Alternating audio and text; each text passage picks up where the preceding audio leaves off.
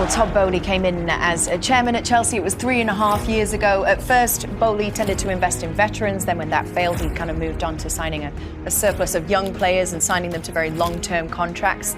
That Boehly system does have its critics. Last season, though, it did seem to pay off to some extent with some trophies and a return to the Champions League. So I guess we're interested in your guys' thoughts on it. Let's start with the critics first. Do you like it, yes or no? Put your point across. Your critics. You didn't even... Go on. He said critics, so let's start with the critics. Wow. You don't like the system, and I will debate you.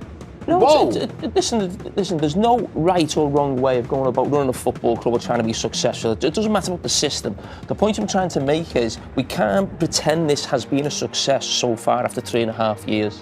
They came into a club and the manager was Thomas Tuchel. He'd won the Champions League at that club.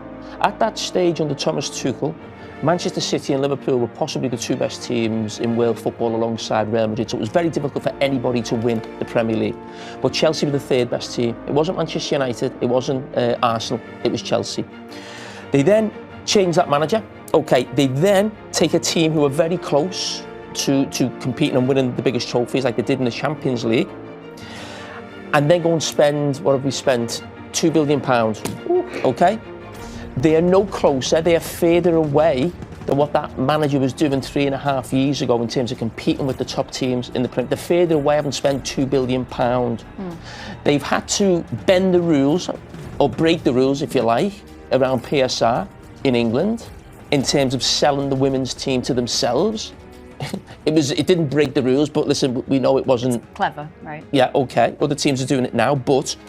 So that proved it wasn't going well. They've been fined by UEFA, I think, twice already as well. So that again tells you things aren't exactly running smoothly. Yeah, but there've been progress, haven't they? In what way? If you finish in the league in his first season 12th, and then you finish 6th, and then you finish 4th, and then you win the Club World Cup, and then you win. Chelsea here. It doesn't matter what 12, we're talking about. Jesus. We're talking about where they are now. If we're talking about progress, yes, he spent a lot of money, but there has been progress. You can't see that. They beat one of the best teams in Europe. Well, the best team in Europe in PSG. They did it ever so well. I'm not saying Chelsea are going to win the Premier League, but I can see just stop progress. there. You know, you're saying Chelsea are not going to win the Premier League. Let's not forget where Chelsea have come from. Chelsea are a winning machine. Okay. Since Abramovich came in 20 years ago, Man United have been a winning machine. Man United in this period of the last 6-7 years have spent an awful lot of money. 13 years. Man United have basically finished 16th or 17th, 15th, 16th, 17th last year, and now nowhere near the Champions League.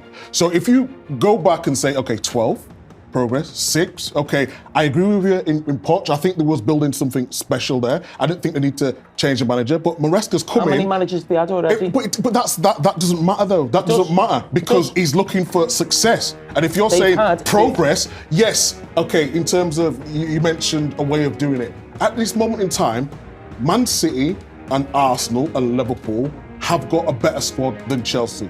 You talk about doing something, you mentioned the word that they've been fined. So you're insinuating that they've done something wrong. I actually think... Insinuating? It's a fact. No. Okay.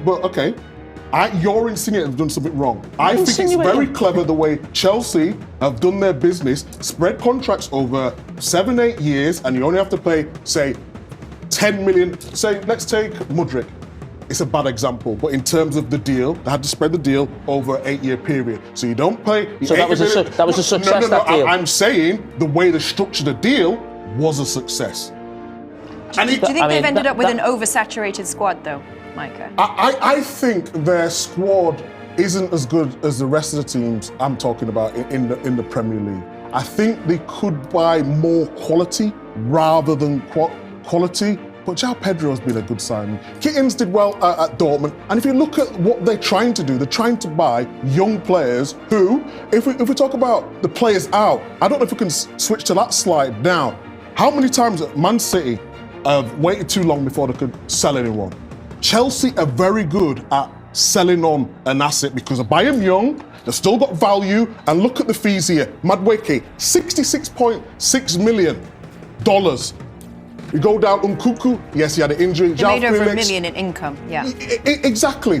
I just think Chelsea are going about it a different way. Whether we agree with it or not. Are Chelsea here to transfer players or to win trophies?